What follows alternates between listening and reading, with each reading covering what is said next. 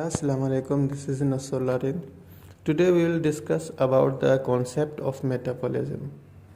हम मेटाबॉलिज्म के कॉन्सेप्ट के बारे में थोड़ा सा पढ़ेंगे, लेकिन उससे पहले रिक्वेस्ट है जो भी नए दोस्त आते हैं चैनल पे काइंडली लाइक एंड सब्सक्राइब कर दें। तो शुरू करते हैं बिस्मिल्लाहिर्रहमानिर्रहीम। मेटाबॉलिज्म बायोकेमिस्ट्री में जो है बहुत पढ़ाया जाता है। बायोकेमिस्ट्री में बहुत सारे दोस्त बायोकेमिस्ट्री पढ़ते भी हैं शौक़ से, और इसका बहुत फ्यूचर में जो है ना ब्राइट स्कोप भी है, तो इंटरेस्ट से पढ़ते हैं। तो मेटाबॉलिज्म के बारे में जो शुरू में है पॉइंट है, sum of all chemical reaction within each cell of living organisms. अब क्या कह रहे हैं कि जितने भी सेल हैं, जितने भी जानदार हैं लिविंग ऑर्गेनिजम्स हैं, जैसे कि सिंगल सेलुलर हो गए या मल्टी सेलुलर। अब सिंगल सेलुलर को यूनिसेलुलर कहते हैं, जैसे कि बैक्टीरिया हो गया, एमोबिया हो गया या दूसरे हो गए। और मल्टी सेलुलर में यहाँ प्लांट्स हो गए, एनिमल्स हो गए वगैरह। तो उन सेल्स में जैसे अब देखिए कोई भी इंसान ले लें या कोई भी दरख्त ले लें, उसमें जितने भी सेल्स हैं उन सेल्स में जो भी केमिकल रिएक्शन होता है उसे मेटाबॉलिज्म कहा जाता है। और सिंपल वर्ड में फिर मैं आपको समझाता हूँ कि मेटाबॉलिज्म हमारे बॉडी के अंदर जितने भी केमिकल रिएक्शन होते हैं उसे मेटाबॉलिज्म कहा जाता है। एग्जाम्पल के हम मील और ब्रेड खाते हैं तो वो कन्वर्ट होता है। यहाँ पे मैं आपको थोड़ा आपका कॉन्सेप्ट क्लियर करता चलूँ कि पहले तो आपको डाइजेशन का जो है ना अमल ये पढ़ा हुआ, अगर आपका पढ़ा हुआ है डाइजेशन का प्रोसेस, तो आपको पता होगा कि जो भी हम रोटी खाते हैं, डाइजेस्ट करते हैं, कैसे डाइजेस्ट होता है और मतलब किन किन मरहलों से जो है वो हमारा फूड जो है वो गुजर के प्रोसेस होके आखिर में हम उसे वेस्ट कर देते हैं। लेकिन फूड जो हम खाते हैं, जैसे आपने गन्ने के वो देखा होगा जो गन्ने का जूस निकलता है, वो मशीन तो आपने देखा होगा, जैसे हम उसमें गन्ना डालते हैं उससे जूस निकाल लेते हैं, लेकिन गन्ना खाली फेंक देते हैं। तो वैसे ही हम खाना खाते हैं, उसमें जो भी प्रोटीन्स, लिपिड्स वगैरह जो भी होते हैं वो हमारे बॉडी में होते हैं, और जो बाकी जो वेस्ट मटेरियल है उसे हम वेस्ट कर देते हैं। तो इसी तरह जो भी हम खाना खाते हैं, जैसे हम मील हो गया और ब्रेड हो गया, जैसे रोटी हो गई या ब्रेड हो गया, तो हम जैसे ही उसको खाते हैं डाइजेस्ट करने के बाद वो किस चीज़ में कन्वर्ट होता है? प्रोटीन में। फिर प्रोटीन से कन्वर्ट होके क्या हो जाता है? अमीनो एसिड में। फिर हम क्या खाते हैं? देखें, मीट और शुगर, जब मीट और एग्स जब हम खाते हैं वो डाइजेस्ट होने के बाद किस चीज़ में कन्वर्ट होते हैं? कार्बोहाइड्रेट्स में। और कार्बोहाइड्रेट्स में चेंज होने के बाद किस चीज़ में कन्वर्ट होती है? शुगर में। जैसे हम मिल्क और ऑयल वगैरह लेते हैं तो वो चीज़ डाइजेस्ट होने के बाद लिपिड्स में कन्वर्ट होते हैं, और लिपिड से फैटी एसिड में।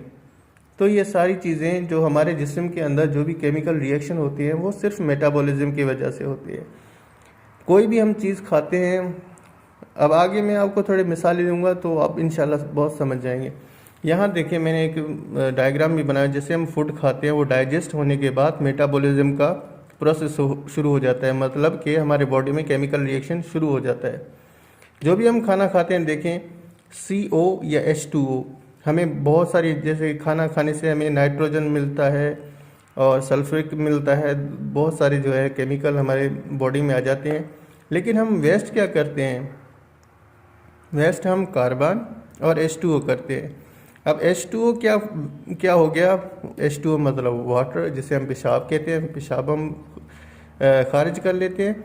और CO कार्बन यानी बाथरूम, जिसको हम खारिज कर देते हैं खाना खाने के बाद। अब types of reaction, types of chemical reaction, कितने टाइप्स ऑफ केमिकल रिएक्शन है? 2 टाइप्स ऑफ केमिकल रिएक्शन है, कैटाबॉलिक या कैटाबॉलिज्म रिएक्शन, एनाबॉलिक और एनाबॉलिज्म रिएक्शन। अब पहले जो है कैटाबॉलिक और कैटाबॉलिज्म रिएक्शन, उसमें क्या बताता है?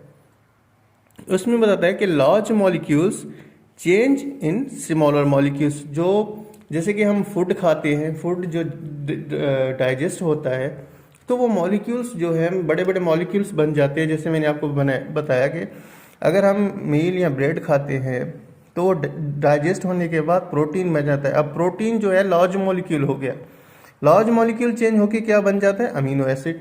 तो वैसे ही यहाँ पे समझा रहे हैं कि large molecules change in smaller molecules. यहाँ पे देखें एनर्जी रिलीज, एनर्जी रिलीज मतलब कि एनर्जी हमारे जिस्म में फैल जाती है, खुल जाती है, आज़ाद हो जाती है। और देखिए जैसे कि protein change into the amino acid, जैसे मैंने आपको ऊपर भी समझाया है।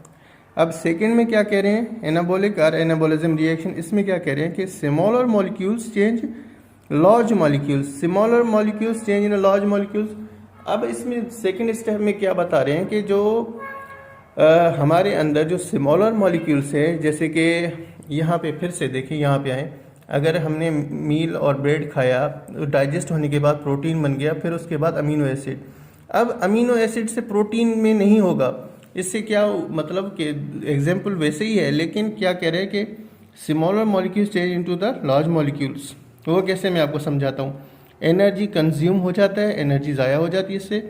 और जैसे कि amino acid change into the keratin, keratin जो है लार्ज मॉलिक्यूल्स ही है, जो हमारे हेयर एंड नेल्स में मौजूद होता है, जिसमें हमारे नेल्स और हेयर ग्रोथ करते हैं, उस फॉर्म में चेंज हो जाता है। तो अमीनो एसिड का सिंपल सा जो कॉन्सेप्ट है कि हमारे बॉडी के अंदर आफ्टर द डाइजेशन जो भी हमारे बॉडी के अंदर केमिकल रिएक्शन होते हैं just because of metabolism, that's it. अगर वीडियो अच्छी लगी तो लाइक कर दें और सब्सक्राइब कर दें। Thank you so much.